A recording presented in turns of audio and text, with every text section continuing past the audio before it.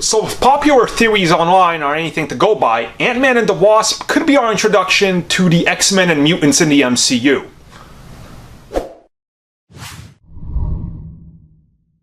Okay, so what exactly is their latest theory? Well, if you watched Ant-Man and the Wasp, we're going into stuff you should already know, and if you haven't, well, spoiler alert, I guess. So let's talk about it. So as we find out in the movie, when Janet is in there, time has really played with her. She's seen serious stuff in there, and as she says, it changes you.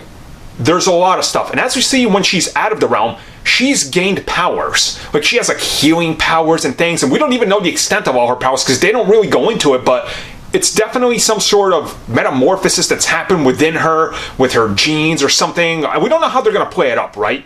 But many people took this to look at it as going, well, is this their hint into how they're going to be introducing mutants and X-Men?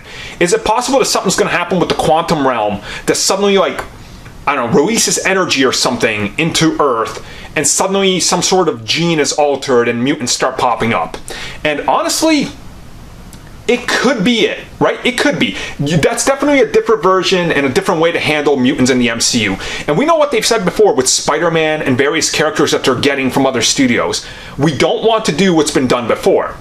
If you're born with powers, again, in the MCU, that's the same thing we got last time. And how are you going to explain where they've been for the entire human existence? And don't give me any of that Professor X wipe people's minds. If he did, then Magneto was right. Professor X is a villain at that point, so that's a stupid theory. Please don't go with that. You can't do that to him. So you're once again left with a giant question mark. Now, could the quantum realm release some sort of energy or something that unlocks potential in humans? That's a good way to do it. It certainly, I think, would be more accepted than doing, like, the Ultimate style, right? Where it's like, oh, wait, it was an experiment by S.H.I.E.L.D. and they created mutants. Because a lot of people turned on the X-Men when that happened, and I don't think they want to do that. So the closest thing you could do is unlock potential of a hidden gene by a quantum realm burst. That's honestly cool. I think there's a lot in there you can work with, and once again, it does that whole everything is connected thing, right? It connects everything more in depth, and it would honestly make it like the heroes in the MCU feel more responsible for what happened and what's happening with these mutants, because suddenly kids are popping up all over the place with these powers and they're being oppressed, they're being treated like crap, you know, they're getting put into camps, and you're like, man, we should really do something about this because humanity suddenly jumped the evolution shark.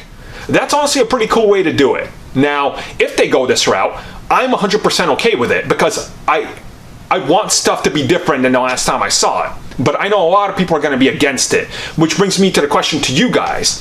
Is this something you want, or is this something that you're not interested in and you just want the standard X-Men? Born with it, and you're here. But then how do you deal with that because you're not making Charles Xavier Magneto? Because then you miss the point of the X-Men.